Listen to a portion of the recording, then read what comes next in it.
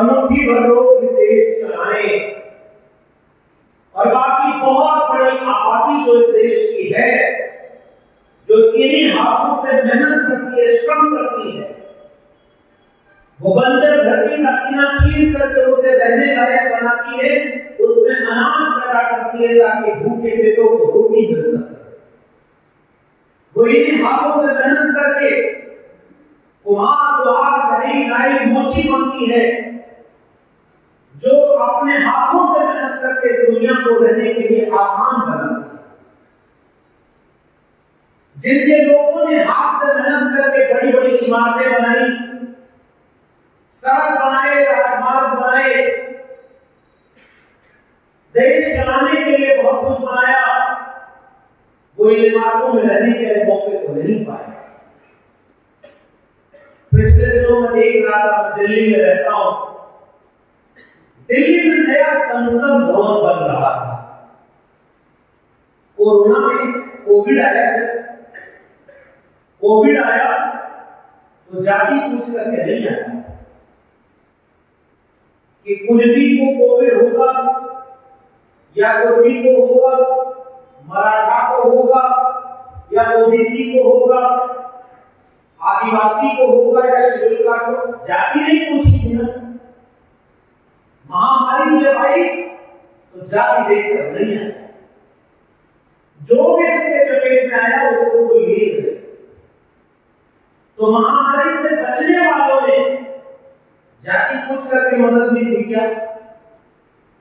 अगर ऑक्सीजन का सिलेंडर किसी को चाहिए था और किसी के घर में कोई मर रहा तो सिलेंडर लेकर के कोई भी अगर मदद करने पहुंच गया तो क्या किसी ने जाति पूछी, धर्म पूछा, मजहब पूछा?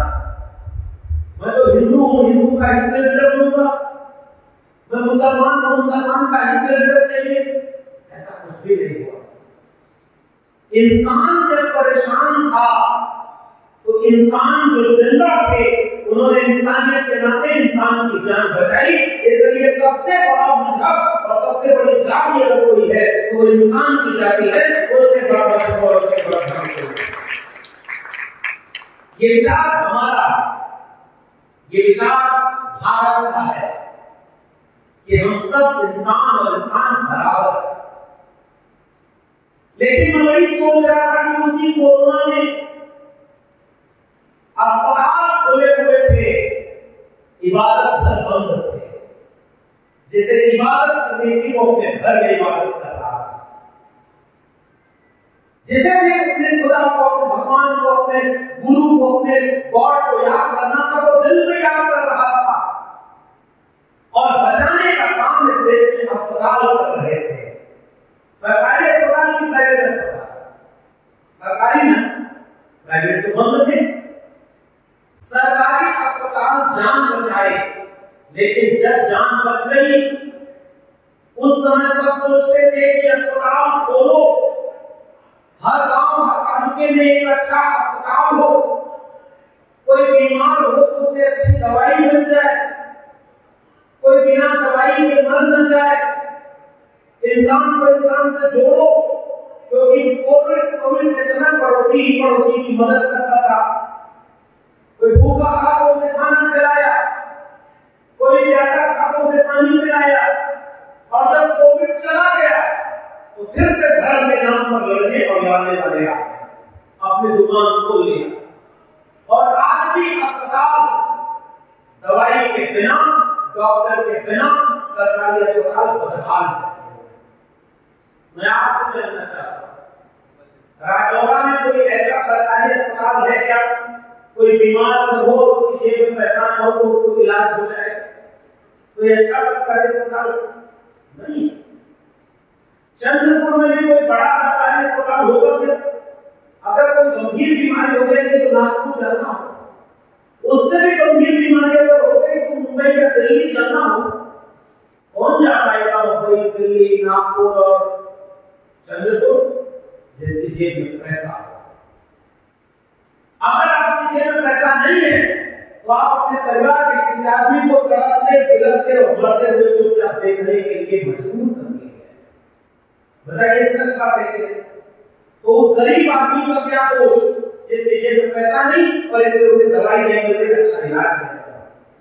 और नफरत के सौदागर अस्पताल और दवाई के नाम पर वोट नहीं मांगते, धर्म के नाम पर, जाति के नाम पर बुलाते और हम और आप उसी के नाम पर वोट देते। अगर अस्पताल के नाम पर वोट देते तो अस्पताल बना हुआ होता, धर्म के नाम पर वोट देते तो धर्म का काम आगे बढ़ रहा है, चाहे लड़ाने का, चाहे अपना धर्म को आगे बढ़ाने का। लेकिन इंसान जब परेशान होता है, खून चढ़ाने जाते हो तो क्या हिंदू मुसलमान को खून दे सकता है क्या? हिंदू को खून चढ़ा सकता है क्या? नहीं साहब, ब्लड ग्रुप अगर मैच नहीं होगा तो आपका खून भी दूसरे को नहीं चढ़ाया जा सकता। लेकिन आज की तारीख में खून के प्यासे होने वाले लोग इस देश को अंधविश्वास, पाखंड और धर्म के नाम पर बांटते चले जा रहे हैं। मैं आपके बीच में गुजारिश करने आया हूं कि इस नफरत की आग में हमारा भविष्य नहीं है। जिसे खुदा को मानना है वो अपनी इबादत घर में खुदा को याद करेगा, जो भगवान को मानता है वो अपने मंदिर में, अपने घर में याद करेगा, जो गॉड को मानेगा वो अपने इबादत घर में जाएगा। एक धर्म को मानने वाले को दूसरे के धर्म से मत लड़ाओ। लड़ाई धर्म की नहीं है, लड़ाई विचार की है, इंसान की है, इंसानियत की है। इसलिए हम आपसे इंसान और इंसानियत की बात करने के लिए उदाहरण देते हैं। असली लूट कहां हो रही है? चोर आता है तो चोरी करने के लिए, पॉकेट मारने के लिए मैंने दिखाया है कि वो उधर गया और पीछे से आपका पर्स निकाल के भाग गया। उसी कोरोना में जब देश में नई संसद बन रही थी तो मजदूर कौन था? मिट्टी उठाने वाला कौन? मिस्त्री कौन? इमारत जोड़ने वाला कौन? उसको पेंट करने वाला कौन? लकड़ी का काम करने वाला कौन? इस देश के 90% का मेरा लोग जाकर देश की संसद बनाते हैं। और जब संसद बन गई तो जिस तबके से वो लोग आते थे वो लोग, उनकी एंट्री बंद हो गई। अब संसद में वो घुस भी नहीं सकते, अब वहां अंदर जा भी नहीं सकते। अब वो आएगा जो वोट लेकर के उनका वहां पर कानून बनाएगा। यही इस देश में हो रहा है। अनाज पैदा करने वाला भूखों मर रहा है। विदर्भ के लोगों हमसे ज्यादा आप अच्छे से जानते हो। कपास की खेती आप करते हैं, सोयाबीन आप पैदा करते हैं, कच्चा माल आपके यहाँ, कोयला आपके यहाँ, बिजली पैदा होती है आपके यहाँ, सब कुछ खनिज संसाधन आपके यहाँ। लेकिन उनमें से कुछ भी आपको मिलता है? आपने जिसको वोट दिया उसने पूंजीपति को बेच दिया, पूंजीपति आकर कंपनी लगाया, यहां से बिजली पैदा किया, खनिज लिया, सब कुछ लिया और महंगे पैसे में किसी अमीर को बेच देता है। और यहाँ के लोगों को भूखमरी, बेकारी, बेहाली, जहालत और तमाम तरह की मुश्किलों को जीने के लिए छोड़ देता है। मैं आपसे गुजारिश करने आया हूं कि आज का वक्त इस तरह के नफरत को बढ़ने का नहीं है। आज का वक्त भूख और रोटी की बात करने का है। आज का वक्त धर्म के नाम पर लड़ाने का नहीं। लेकिन आज धर्म का काम पुजारी का था, मुल्ला मौलवी का था, नेता का नहीं था। और बताओ पूरे भारत में आज नेता धर्म का काम कर रहे हैं, पुजारी लड़ा रहा है दूसरे। नेता का काम था आपके जिले के अस्पताल के बारे में बात करें, आपके जिले के स्कूल के बारे में बात करें। आज नया स्कूल नहीं बन रहा, नया इबादत कर रहा है और मजहब के नाम पर नफरत। और जब एक तरफ नफरत बढ़ती है तो दूसरे तरफ भी नफरत को पैदा करती है। एक तरफ कट्टरता बढ़ती है तो दूसरे तरफ की कट्टरता को पैदा करती है। एक इसको पत्थर मारेगा, इसको तलवार मारेगा और दोनों में गरीब आदमी लड़कर मरेगा। अमीर आदमी कभी भी इस नफरत की लड़ाई में लड़ने और मरने नहीं जाता। जिसके हाथ में शिक्षा नहीं है, जिसके हाथ में रोजगार नहीं है, जिसके हाथ में पैसा नहीं है, जो गरीब है, कमजोर है, जिसके पास चेतना नहीं है, उससे तो जाकर कहता है धर्म खतरे में है, वो अपना धर्म बचाने चला जाए। इसलिए राजौरा के लोगों में पहली गुजारिश आपसे करने आया कि आज तारीख में कोई मजहब और धर्म खतरे में नहीं है। अगर खतरे में है तो कलम खतरे में है, किताब खतरे में है, स्कूल कॉलेज और विश्वविद्यालय खतरे में। मैं 14 साल में प्रोफेसर था और मैं शुक्रिया अदा करता हूँ भूषण जी का। भूषण जी को जब पता चला कि मैं गोलपीपली के कार्यक्रम में आ रहा हूँ, बड़ा कार्यक्रम था, कम से कम हजारों की भीड़ में रात को माताएं, बहनें, बच्चे, बुजुर्ग, नौजवान हजारों की तादाद में बैठे थे। इतना पिछड़ा इलाका, इतना दूर, और लोग संविधान की बात सुनने आए। तो भूषण जी ने कहा कि भाई आप राजौरा भी आइए, राजौरा में आप कभी आए नहीं? मैंने कहा बिल्कुल नहीं आए। हमारे मित्र नितेश जी, प्रीतम जी बैठे हुए हैं। प्रीतम जी आवाज इंडिया टीवी, उसके बहाने नागपुर महाराष्ट्र जब भी आने का मौका मुझे मिला, मैं आवाज इंडिया टीवी के लोगों को बहुत देर से देखता हूँ, पसंद करता हूँ। बहुत अच्छा काम है। बहुत 2-3 साल से इन लोगों का आग्रह था कि आप गोलपीपली की तरफ आइए, मैं नहीं आ पा रहा, लेकिन इस बार नितेश जी और प्रीतम जी ने ऐसी योजना बनाई और मुझे दोनों लोगों से मिलने का मौका मिला। उसके बाद भूषण जी का फोन आया। भूषण जी ने कहा कि आप वहां आ ही रहे हैं तो एक दिन यहाँ भी कार्यक्रम। तो मैं शुक्रिया अदा करता हूँ भूषण जी का, जिनके बहाने और इनकी पूरी टीम के बहाने जिनकी तस्वीरें लगी हुई, ये लोग संविधान का कार्यक्रम रखते हैं और आज हम और आपके बीच। इसलिए अगर हमारी विचारधारा किसी से मेल खा रही है तो न्यूनतम सहमति पर हम आपके साथ खड़े हो, यही हमारा आज का समय है। 10 बातें हैं, 10 में 6 बातें हमारी नहीं मिल रही है, झगड़ा हो रहा है। ये आलोचना करने में सहमत खराब करने की हमारी उस जाति बिरादरी का आदमी ठीक नहीं है, सब उनको वोट देता है, वो नहीं ठीक है वो उनको वोट देता है, क्योंकि आज की तारीख में जो है उससे काम लेना है। तो जहां 10 में से 6 बात अगर नहीं मिल रही, कोई बात, 4 मिल रही है, आइए हम और 4 आप सब मिलकर उन 4 बातों के लिए आज लड़ाई लड़ लें। जब बाबा साहब अम्बेडकर का संविधान बचेगा, स्कूल कॉलेज विश्वविद्यालय बचेंगे, तो हम बाकी बातों के लिए आपस में बैठकर लड़ाई लड़ेंगे। ये मेरा निवेदन आपसे है, क्योंकि प्योर आदमी को यहाँ से बचा है, प्योर पीने के पानी भी बचा है। हमारा हवा जो पी रहे वो भी प्योर है क्या? और आदमी कहीं से आएगा नहीं, फैक्ट्री में बनता है। खराब आदमी सब हमारे ही समाज के है ना। एक बात बताइए, आप जानते हैं इस देश में SC, ST, OBC माइनॉरिटी की आबादी कितनी? 90%। अरे 140 करोड़ अगर है तो 140 करोड़ में से 125 करोड़ कौन है? लगभग हम लोग, SC, ST, OBC माइनॉरिटी। और 125 करोड़ 90% कहां है? क्या 90% के जज हैं क्या? सोच के बताइए, 90% जज SC, ST, OBC माइनॉरिटी के हैं क्या? अरे 90% क्या साहब, 9% भी नहीं।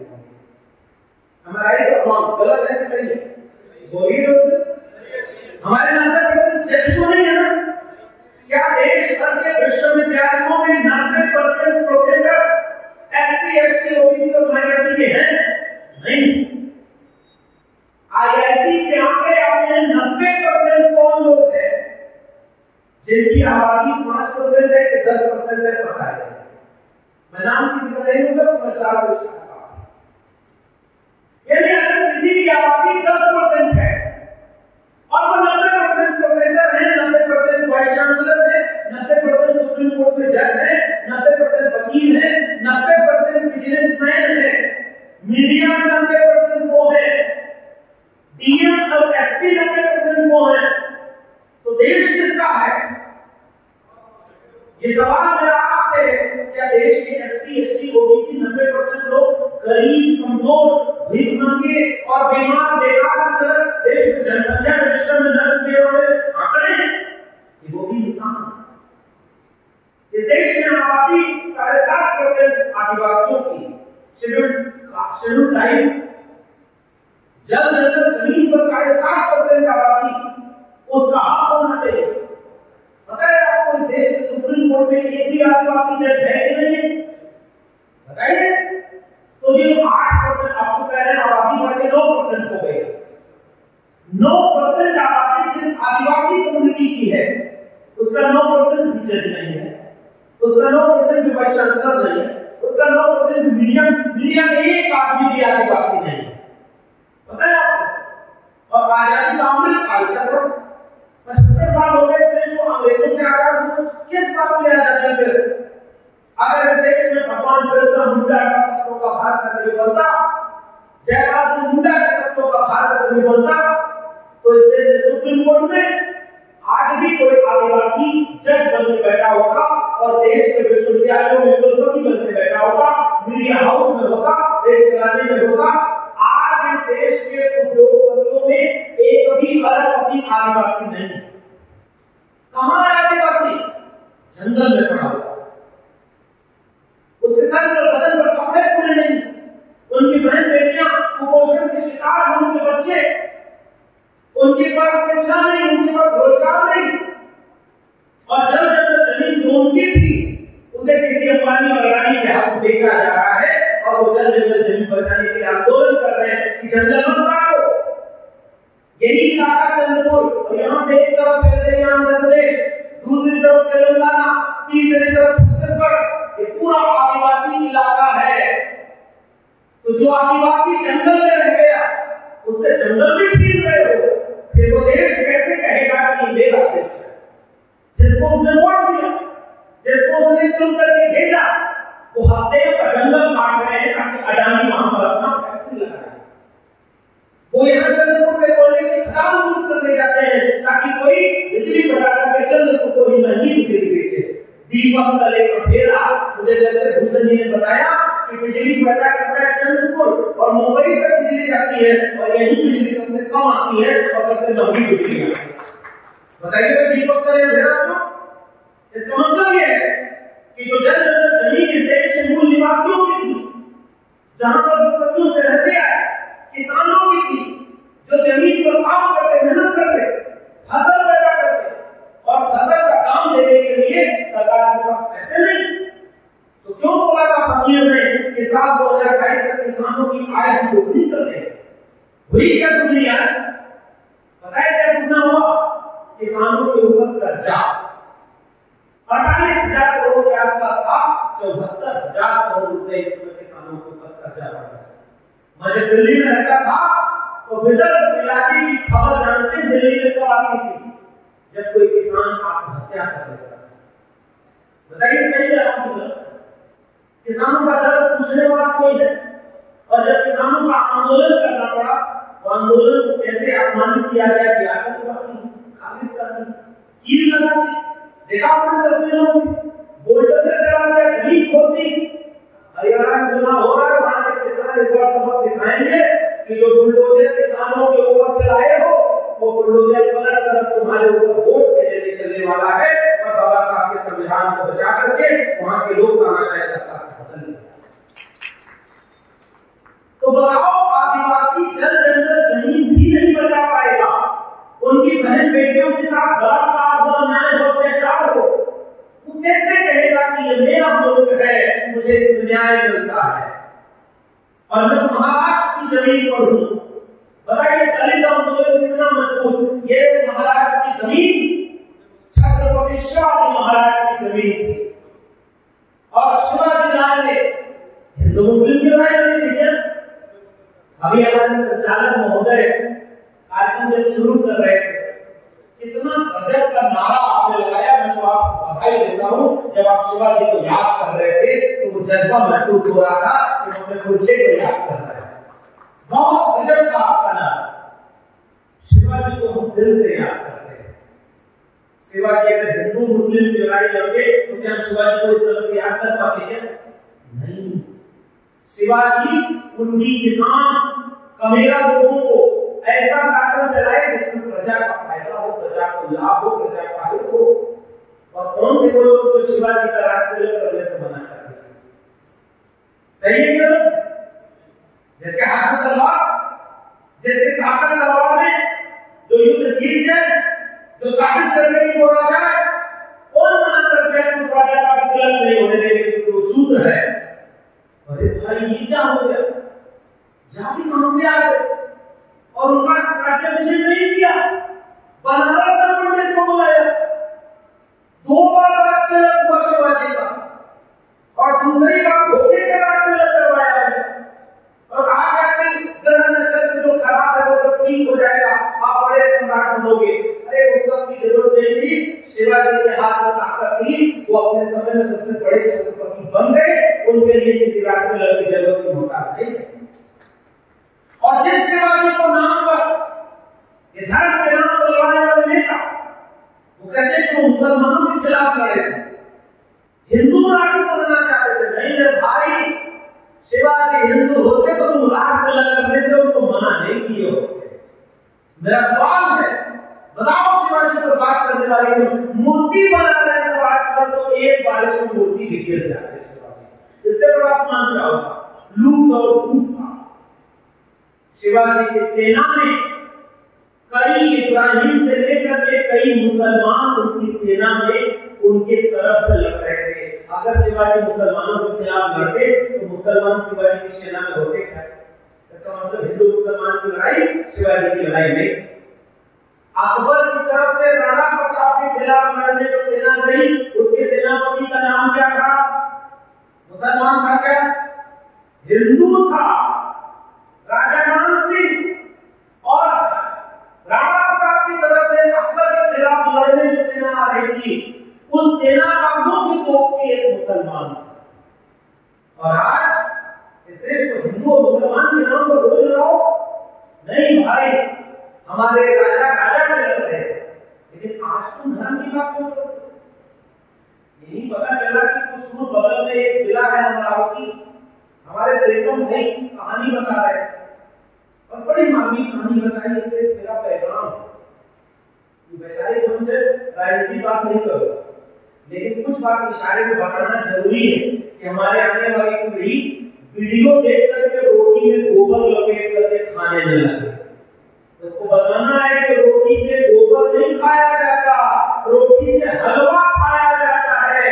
हम हलवा पैदा करेंगे खेत में गाजर और दूध पैदा करेंगे, चीनी पैदा करेंगे, उससे हलवा बनाएंगे और हम रोटी और हलवा खाएंगे।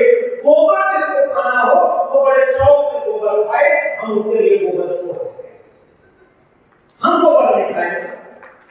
आजकल चल रहा है कि गोबर खिलाना, बताइए क्या देश हो गया? दुनिया में बाकी देशों को गोबर नहीं है क्या? अच्छा, तो बाकी देशों में भी गोबर है, तो वहां का नासा क्यों नहीं खोज पा रहा है गोबर में विज्ञान? खाते हो गोबर? हमारे पुरखों ने हमें गोबर खाना नहीं सिखाया, हमारे पुरखों ने अनाज पैदा किया, हमारे पुरखों ने पहचान बताई। धोबी जो पैदा हुआ ना, धोबी, उसने शोध करके बताया कि किस मिट्टी से कपड़ा साफ किया जा सकता है। राइट और रॉन्ग? आपके यहाँ भी वो मिट्टी होती है, हमारे यहाँ उसको रेत बोलते हैं। उस मिट्टी को पानी में डाल कर कपड़े को धोले तो कपड़ा साफ हो जाता है। ये हमारे लोग थे जो पहचान रहे थे कि इस फल को खाना है, इसको मत खाना, नहीं तो मत खाओ। इस फसल को पैदा करना, इसको नहीं करना, इस पशु को पालना, इसको मत पालो, इसका दूध पीना, इसका ये करना, वो कोई ऐसी चीज। तो असली रिसर्चर तो हमारे लोग थे जो ब्रेन लगा करके दुनिया में रहने लगे। और जब मॉडर्न यूनिवर्सिटीज बनी तो हमारे लोगों को उसमें एंट्री नहीं। ये बच्चा बैठा हुआ है, अभी आपसे गला बहुत खुश हुआ जब इस नौजवान ने बताया कि मैं यहीं का रहने वाला हूं और मैं बीएचयू यानी बनारस हिंदू यूनिवर्सिटी में वहां से ग्रेजुएशन किया। मैंने इससे कहा कि आप आगे और पढ़ाई करना, दिल्ली यूनिवर्सिटी और जेएनयू तक जाने की कोशिश करना और पढ़ाई करना ताकि अच्छा करियर बनाओ, तब लौट करके अपने चंद्रपुर आना और चंद्रपुर को भी एक अच्छा शहर बनाने के लिए काम करना। लेकिन उसके लिए पहले है अपना करियर बनाना। और मैं आपसे एक सवाल पूछना चाहता हूं। मैं गोंड पीपली में गया तो कल वहां भी मैंने सवाल पूछा और मैं यहां भी पूछना चाहता हूं। राजौरा के, चंद्रपुर के, गोंड पीपली के आसपास के गांव के कितने नौजवान DU, JU, जामिया, BHU में हायर एजुकेशन के लिए पढ़ाई करने जाते हैं। सोच के बताइए पढ़े लिखे लोग भी हैं। एक आध दो कोई ऐसे बच्चे की तरह निकल गया होगा तो वही ना, बाकी कहाँ है? यही पैदा हो यही कमाने खाने में संघर्ष करते रहे यही। तो फिर DU, JU किसने नहीं बना? क्या यहाँ के आपका देश का वो नहीं है DU, JU? तो हमारे बच्चे वहां पढ़ने क्यों नहीं जा पा रहे? क्योंकि हमारे यहाँ स्कूल अच्छा नहीं है। हमारे यहाँ स्कूलों में पढ़ाई करती सरकारी स्कूलों में, और प्राइवेट स्कूलों में वहां जाते हैं जहाँ महंगी फीस है। तो जो अमीर है वो अपने बच्चों को प्राइवेट स्कूलों में पढ़ाता है और गरीब के बच्चों को अच्छी शिक्षा नहीं मिलती। जब अच्छी शिक्षा नहीं मिली तो अच्छा रोजगार मिलेगा क्या? जब शिक्षा भी नहीं तो रोजगार भी नहीं, तो बताओ वो बुद्धि से भी पैदल और हाथ भी बेरोजगार। अचानक कोई नेता आके कहेगा, यही अमरावती वाले, कि चलो उनके घर के सामने हनुमान चालीसा पढ़ने जाता है, सड़क पर पढ़ेंगे, मस्जिद के सामने पढ़ेंगे। तो आपका बेटा न शिक्षित है न रोजगार है, तो सबसे पहले वही जाएगा कि नहीं जाएगा? त्योहार आ रहा है, सबसे पहले उसको पूछने कौन जाएगा? कोई डॉक्टर, इंजीनियर, वकील, प्रोफेसर, DM, SP, नेता, इनके बच्चे किसी धार्मिक जुलूस में जाते हैं क्या? मैं आपसे सवाल पूछना चाहता हूं। गरीब के बच्चे जा रहे, गरीब के बच्चों को उसमें झोंका हुआ, धर्म के नाम पर भीड़ बनते हमारे लोग, और उनके बच्चे DU में पढ़ रहे, JU में पढ़ रहे, जामिया में पढ़ रहे, और कहेंगे अगर उनकी जेब में पैसा है तो वो MP, अशोका, गंगोत्रिया, लवली प्रोफेशनल यूनिवर्सिटी में पढ़ रहे और वहां से पढ़ के विदेश में पढ़ाई करने जा रहे हैं, करोड़ों रुपए कमा रहे हैं। और वही नेता हमारे इलाके में आके कहता है कि धर्म खतरे में है, और हमारे यहाँ पे का बच्चा धर्म बचाने चला जाता है और हिंदू को मुस्लिम करवाते हैं, हिंदू को मुस्लिम करवा करके अपनी राजनीतिक रोटी देते हैं। उनका बेटा कभी धर्म बचाने नहीं आता। बताओ ये हमारे साथ धोखा हो रहा है क्यों नहीं? तुम्हें स्कूल बचाने आता, मैं तुमसे कहना चाहता हूँ कि देश का स्कूल खतरे में है, तुम्हारा कोई धर्म बचाने वाला नेता स्कूल बचाने के लिए आंदोलन करने क्यों नहीं आता? बल्लारपुर से जब राजवा आ रहे थे तो जिस पुल से आ रहे थे तो बिल्कुल एकदम खराब था, 75 साल में वही पुल बना, अब दूसरा बन रहा है, पता नहीं कितने साल चलेगा। जहां से चलने को सड़क नहीं, आने जाने को रास्ता नहीं, मोबाइल नेटवर्क यहाँ कई इलाके ऐसे जहाँ मोबाइल ही काम नहीं करता। तो दिल्ली में बैठ के वो नेता बोलता है कि हाईटेक इंडिया, न्यू इंडिया बनाएंगे। अरे कहाँ बना रहे हैं? सड़क ही नहीं है, बैंक नहीं है। मैं पिकनिक गया था, उस इलाके में चले गए कि ATM नहीं मिलेगा, और यहाँ पर क्या है, ऑनलाइन इंडिया बनाया, सब कुछ ऑनलाइन हो जाए। अमीरों के लिए, ताकतवर मुट्ठी भर लोगों के लिए, और हमारे लोग ऐसे गरीब बने हैं। ये जितनी तस्वीरें लगी है महापुरुषों की, यही भारत बनाना चाहते थे कि इसमें खाई पैदा हो जाए। एक ऐसा भारत जो 90% है जिसके पास शिक्षा नहीं, जिसके पास रोजगार नहीं, घर में रोटी खाने को नहीं है, रहने को मकान ढंग से नहीं है, बीमार हो गया तो दवाई नहीं, बच्चों को पढ़ाई नहीं, उनके जेब में कमाई नहीं, खेत को सिंचाई नहीं, और उनके ऊपर कोई अन्याय हो जाए तो उसकी कोई सुनवाई।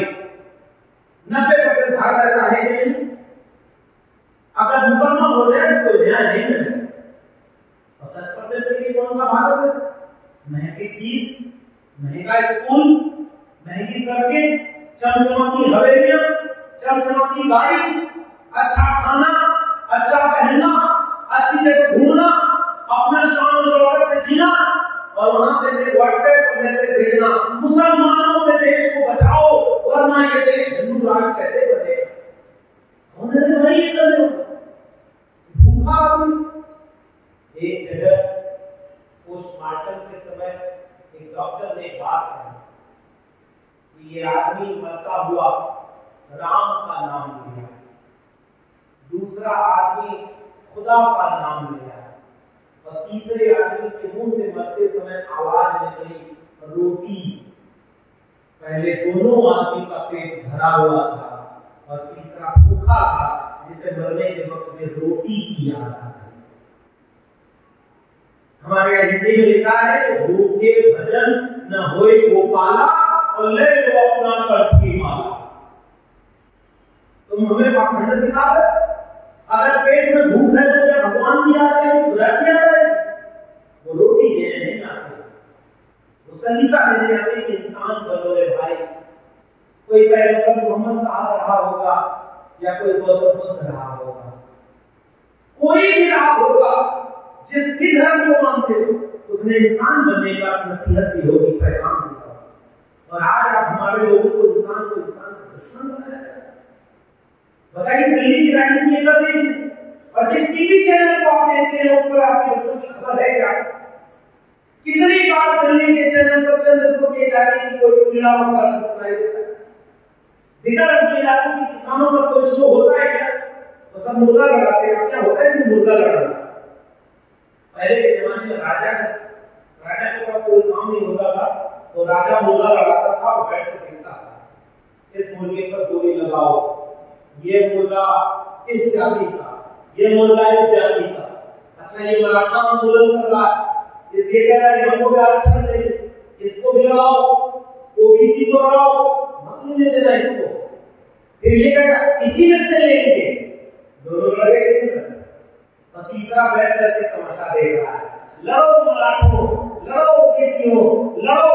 और महाराष्ट्र की कुर्सी पर बैठेगा कौन? जो दोनों को लड़वा। इसलिए हम असली दुश्मन, असली गुनहगार कौन है? जो लड़वा रहा है या जो लड़ रहा है? मैं आपसे जानना, लड़वाने वाले का तो काम है लड़वाएगा, क्योंकि अगर आप आपस में लड़ोगे तो उससे सवाल पूछोगे कि तुम पिछले चुनाव में कहे थे 2 करोड़ रोजगार हर साल दोगे, बताओ कहां दिया? मेरे अकाउंट का 15 लाख क्यों नहीं आया? मेरा चंद्रपुर स्मार्ट सिटी कब बनेगा? मेरा रजौरा स्मार्ट गांव कब बनेगा? चंद्रपुर से दिल्ली की बुलेट ट्रेन कब चलेगी? हमारे लोगों के अच्छे दिन कब आएंगे? किसानों की आय 2022 में दुगना कर दी थी, 2024 आ गया तो नहीं किया। बताओ, तुमने एक भी वादा पूरा नहीं किया। और तुमने कहा भ्रष्टाचार रोकेंगे, इलेक्टोरल बॉन्ड के नाम पर तुमने देश का चंदा लूट लिया, और जिसका चंदा लूटा उसको धंधा दिया, और जिसने धंधा करने में चंदा नहीं दिया उसके खरीदी सीबीआई भेज दी। बताओ, ये क्या किया तुमने? क्योंकि जब आप आपस में नहीं लड़ोगे तो उससे सवाल पूछोगे, और सवाल का जवाब उसके पास है नहीं, तो फिर वो कह देगा आदिवासियों, धनगर को भी आदिवासी में शामिल किया जाएगा। तो आदिवासी अपना सारा काम छोड़ के क्या करेगा? हमारे आरक्षण में किसी और को शामिल मत करो, हम 50,000 का जुलूस निकालेंगे। दूसरा समाज फिर बदलू जुलूस निकालेगा, हमको आदिवासी बनाओ। कौन गलत है कौन सही बताओ? मराठा कह रहा है हम भी ओबीसी हैं, तो ओबीसी कह रहा है अलग से मान लो, क्योंकि इस देश में अलग से ईडब्ल्यूएस को आरक्षण दिया गरीबी के नाम पर। हमें तो वैसे ही 52% आबादी ओबीसी के, 52 में 27% हमको मिला, लागू कहीं हुआ नहीं, ऊपर से और भीड़ को बढ़ा रहे हो। तुम अगर ताकतवर हो तो अपना 5% 10% अलग से मान लो, या मंडल कमीशन ने कहा था 52% आबादी को 52% आरक्षण मिलना चाहिए, आरक्षण 27 से बढ़ा के 52% कर दो, तब जिसको शामिल करना होगा कर लेना, हम इसके लिए तैयार हैं। ये बात कौन करेगा? जो समझदार होगा, जागरूक होगा, पढ़ा लिखा हो। तो पढ़ा लिखा जो होगा वो क्या करो? उसको झूठे मुकदमे में फंसा दो, उसको आपस में लड़ा दो, और अगर न माने तो उसकी पार्टी तोड़ दो। पार्टी तोड़ने वाला उदाहरण महाराष्ट्र से ज्यादा बेहतर कौन समझ सकता है? देश के प्रधानमंत्री महाराष्ट्र में आकर भाषण दे रहे हैं। इस देश का सबसे बड़ा भ्रष्टाचारी कौन? अगर हमारी सरकार आई तो हम इनको जेल में भेजेंगे, और ये जेल में जाएंगे 24 घंटा पीना नहीं, और उसी भ्रष्टाचारी को उसकी पार्टी तोड़वाकर अपने पार्टी का समर्थन दिलवाकर डिप्टी सीएम बना दिया, और उसके बाद भाषण देके चला गया। फकीर आदमी था ना, झोला लेके विदेश घूमने चला गया। और आप हम तो लूटबंद है। मैं तो कम्युनिस्ट को कह रहा भ्रष्टाचारी कौन सी वॉशिंग मशीन थी जिसमें तुमने डाला और महाराष्ट्र का डिप्टी सीएम बना दिया? कौन सी भ्रष्टाचार की मशीन है? तुम्हारा कुत्ता टॉमी और हमारा कुत्ता कुत्ता, ये कहां से होता है भाई? अभी जा करके पार्टी तोड़ करके उनकी सरकार चला रहे, ये पैसा कहां से आया? इलेक्टोरल बॉन्ड से आया। जानते हैं ना डबल चंदा को धंधा दो, धंधा चलाना है चंदा दो, और मैं एक किया है गरीब आदमी को पता ही नहीं देश को हो क्या रहा है। जाओ वोट पीपल में जाकर, राजौरा में जाकर, ये चाहे मुकेश जी हो चाहे भूषण जी हो, ये लोग गांव का घूमते होंगे, मैं जानता हूँ, इससे पूछ लीजिए कि ये टोरल फंड के नाम पर देश लूटा जा रहा है, उसको कहेगा ये क्या होता है, बोलेगा ना, क्योंकि उसके यहाँ तो बुनियादी चीज ही नहीं मिली, उसके यहाँ शिक्षा नहीं, अखबार आता नहीं, रास्ता चलने को नहीं, पेट भरने को अनाज पर्याप्त नहीं, और उसके पास बुनियादी समस्या, उसके घर में कोई बहन बेटी को छेड़ दे तो उसकी कोई सुनवाई करने वाला नहीं, उसका कोई पैसा लूट ले, बैंक लूट के भाग जाए, उसका कोई फरियाद करने वाला नहीं, पुलिस उसकी सुनती है जब तत्पर है। तो गरीब आदमी को पता कहां देश लूट रहा है, तो बताओ पढ़े लिखे लोगों की हमारी बात की जिम्मेदारी है कि देश को बचाना, जो जानता है जो समझता है वही देश को बचाएगा। इसलिए जब हम 14 साल यूनिवर्सिटी में पढ़ रहे हैं, प्रोफेसर रहे, और यही बात लोगों को समझाते रहे, बाबा साहब भीमराव अम्बेडकर ने संविधान बनाया, इंसान को इंसान के बराबर बनाया, संविधान ने सबको हक दिया, सबको बराबर का नागरिक बनाया, सबको वोट देने का अधिकार दिया, वोट से कोई सरकार बनाता है और वोट अगर बदल दो तो सरकार गिर जाती है।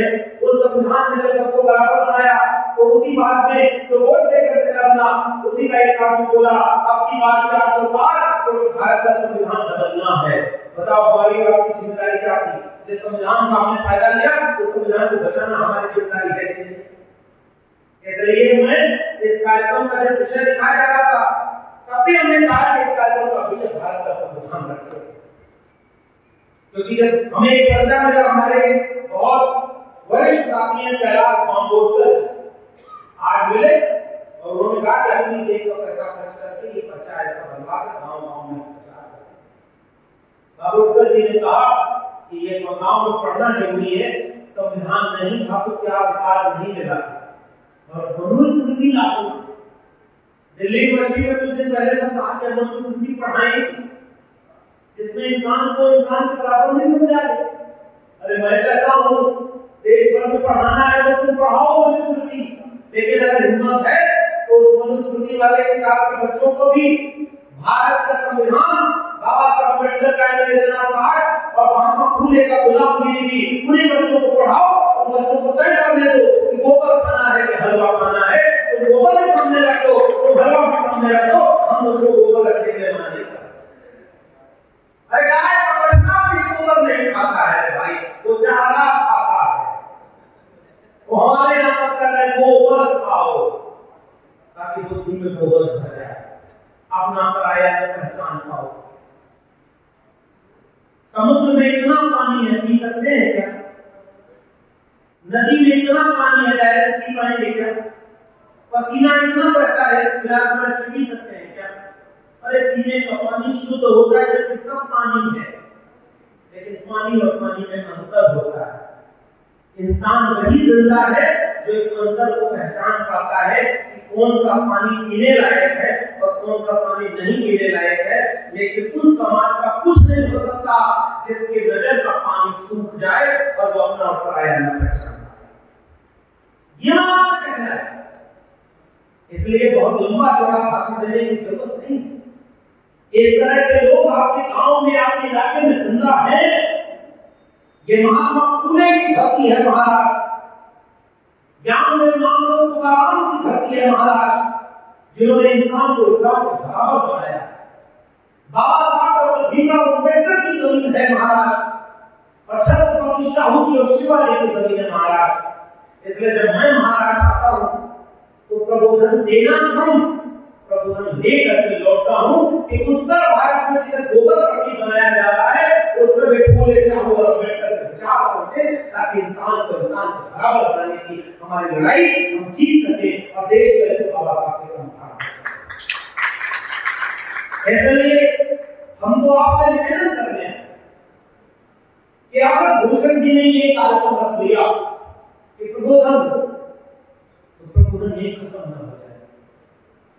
इस बात को यहां से गांव गांव पहुंचाना हमारी जरूरत है। अभी जितना पूरा जाता है यहाँ पूरे साहब अम्बेडकर के विचार को ले चलना है, लेकिन याद रखना अगर न्यूनतम सहमति बनाएंगे, एक बात और सोचिए, जो लोग बाबा साहब अम्बेडकर का नाम लेते हैं सबसे तेज, वो आज किसका साथ दे रहे हैं, डायरेक्ट और इनडायरेक्ट? इशारे में बोलूं, ज्यादा बोलने की जरूरत नहीं। फला की लड़ाई में 2 बिल्लियां आपस में लड़ रही थी। वो उनकी टोली में भी एक कहानी सुनाया। एक बंदर आया, बंदर ने कहा बिल्लियों लड़ो, हम आए हैं चीफ जस्टिस, न्याय करेंगे। तराजू लेकर एक तरफ रोटी रखा, दूसरी तरफ रखा, जिधर रोटी ज्यादा है उधर से तोड़ कर खा लिया तो इधर जाता हो, इधर से तोड़ कर खाया तो इधर जाता हो, इधर से तोड़ के खाया इधर जाता हो।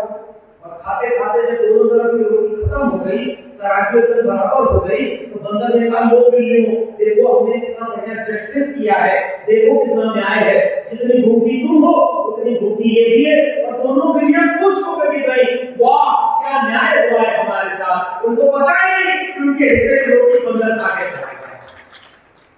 हमारे आपस की लड़ाई में कोई तीसरा रोटी खा रहा है।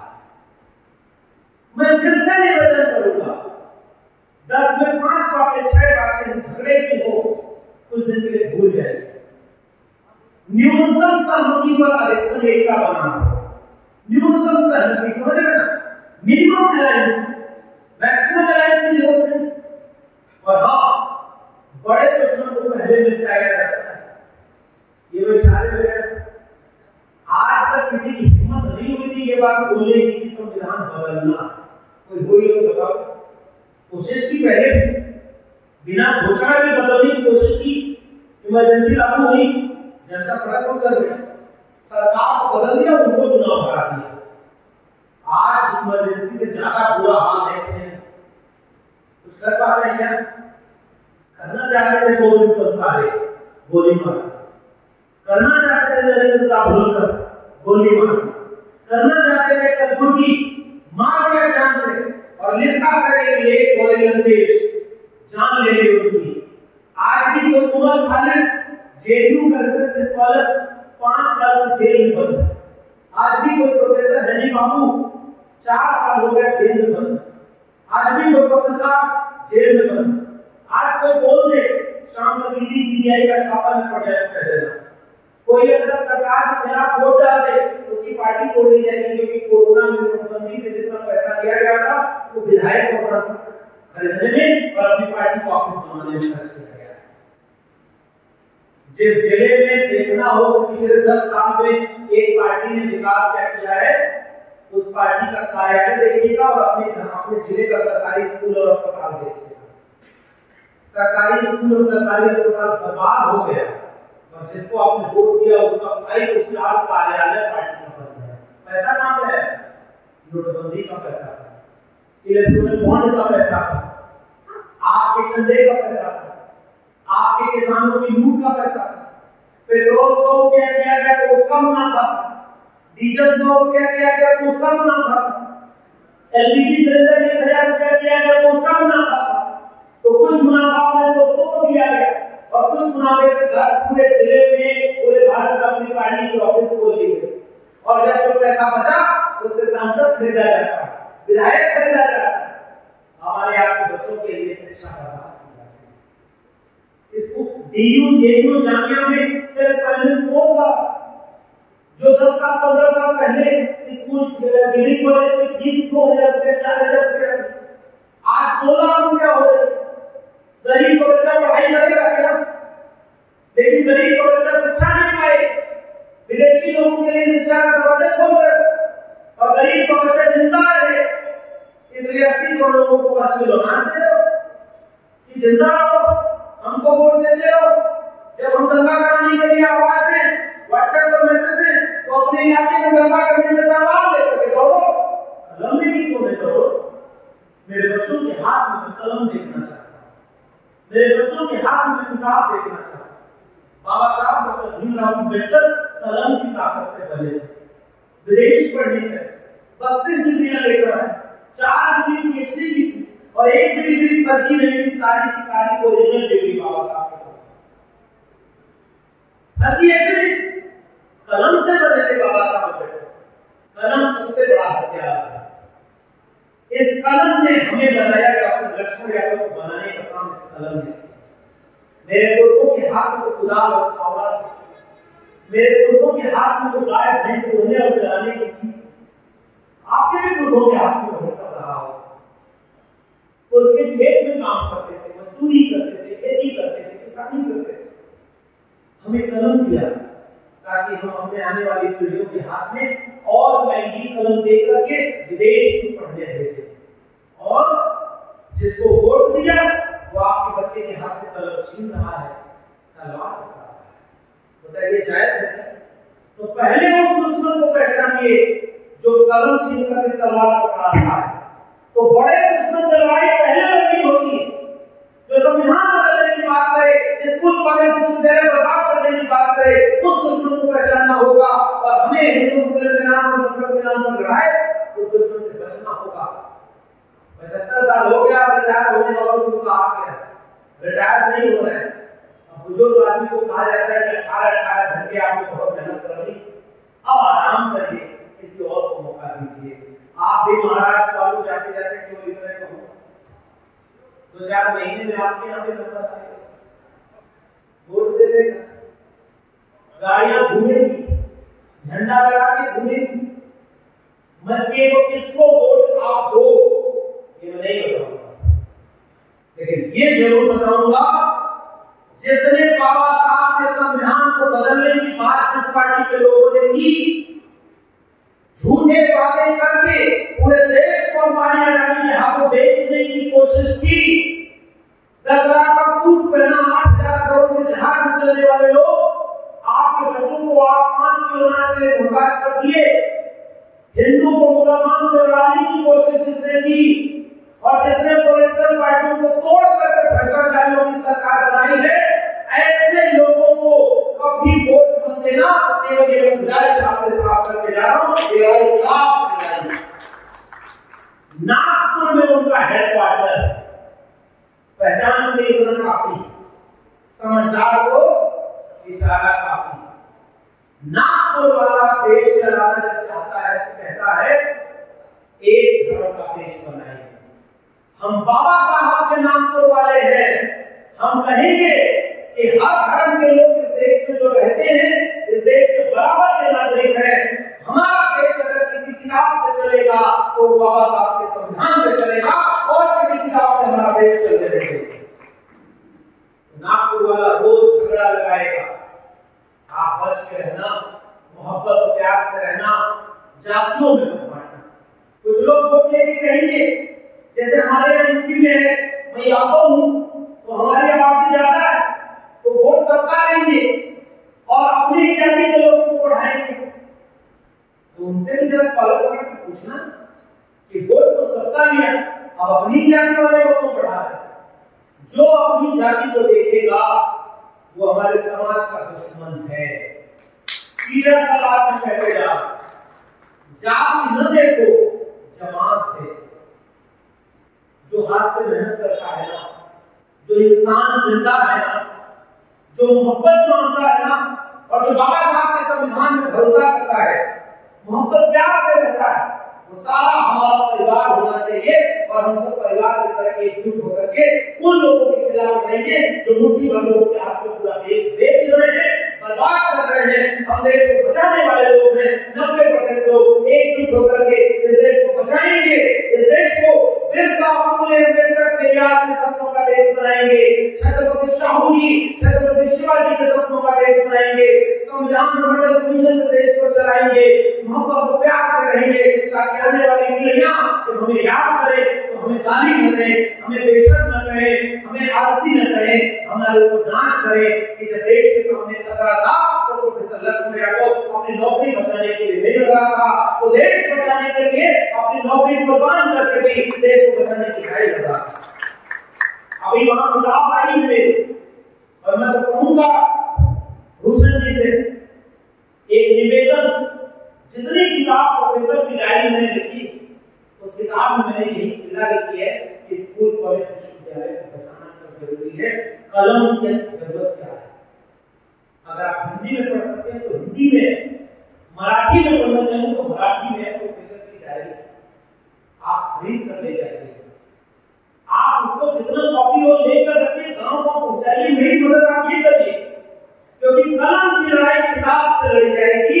लोग जागरूक होंगे, पढ़ेंगे, तो हमें बोलने की जरूरत नहीं कि क्यों डॉक्टर लक्ष्मण यादव को नौकरी से निकाल कर बेरोजगार कर दिया जाए। मेरे 1.5 लाख रुपए सैलरी थी, आज मेरी सैलरी नहीं है, मैं बेरोजगार हूँ, लेकिन जमीन से समझौता मैंने नहीं किया, मैंने झुकना उनके सामने नहीं देखा। वो सोचते थे कि नौकरी छीन लेंगे तो चुप हो जाएगा, डर जाएगा। पहले सैटरडे संडे खाली होता है। नीतीश जी जब उनकी पूरी में संडे को बुलाए तो भूषण जी ने कहा मंडे, मैंने कहा फ्री हूँ, मंडे को भी आपके बीच में रहूंगा, तो नौकरी नहीं है तो फायदा मिला। तो वो सोचते थे नौकरी छीन लेंगे तो डर जाएगा प्रोफेसर, चुप हो जाएगा। मैंने कहा कि जुल्म की साए में लब खोलेगा कौन, हम भी चुप रहे तो फिर बोलेगा कौन। इसलिए हम ये लड़ाई लड़ने आए हैं और आप ये लड़ाई लड़िएगा। महाराष्ट्र से सबसे पहले इस बार झूठों को, लुटेरों को, भ्रष्टाचारियों को सरकार से बाहर करिएगा, ये मैं अपनी लाभ से करने आया। मेरी मदद से और करिए, बाकी जिसकी सरकार में उससे लड़ लेंगे, लेकिन जो हमारे बच्चों की शिक्षा को छीन रहा है, कल को छीन रहा है, देश को बेच रहा है, उसको बताइए। और लक्ष्मण यादव को मदद करिए तो प्रोफेसर की डायरी को पढ़िए, गिफ्ट देने के लिए अपनी जेब से खरीद कर दूसरों को भेंट करिए, फूल माला मत दीजिए। मैं शुक्रिया अदा करता हूँ कि पिछले कार्यक्रम में वहां था तो वहां भी फूल माला पर लोगों ने ज्यादा पैसा नहीं खर्च किया, आपने भी फूल माला पर ज्यादा पैसा नहीं खर्च किया। किताब पर खर्च करना, कलम पर खर्च करना, और किताब गाँव-गाँव जाएगी, मराठी वालों को मराठी में प्रोफेसर की डायरी समझाएगी कि बचाना है तो स्कूल, कॉलेज और विश्वविद्यालय बचाना, कलम और किताब बचाना। इसलिए मेरी मदद करें, आपका प्रकाशन में चंद्रपुर का है, मराठी में प्रकाशन किया, गाँव को पहुंचाइए और समझाइए कि स्कूल, कॉलेज, विश्वविद्यालय बचेगा तो आने वाली पीढ़ियों को हम यही छोड़कर जाएंगे। वरना 50 साल बाकी पीढ़ी में क्या छोड़कर जा रहे हैं? नफरत, खाई, पानी की शुद्ध नहीं छोड़ेंगे।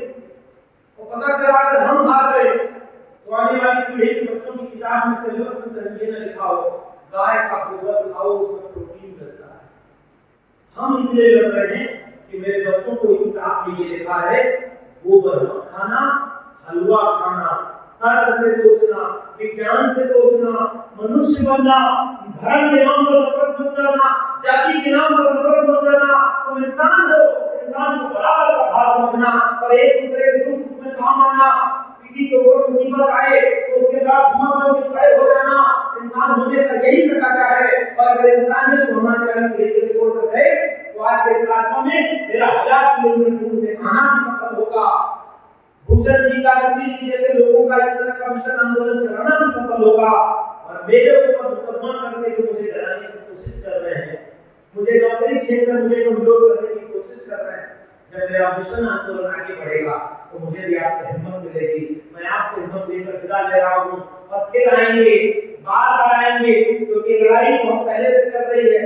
बहुत लोगों ने कुर्बानियां दी हैं, हम भी लड़ रहे हैं, हमारे बात भी लड़ी जाएगी। और यही नहीं कि हम कोई बहुत बड़ा काम कर रहे हैं, हम तो जिम्मेदारी निभा रहे हैं साहब।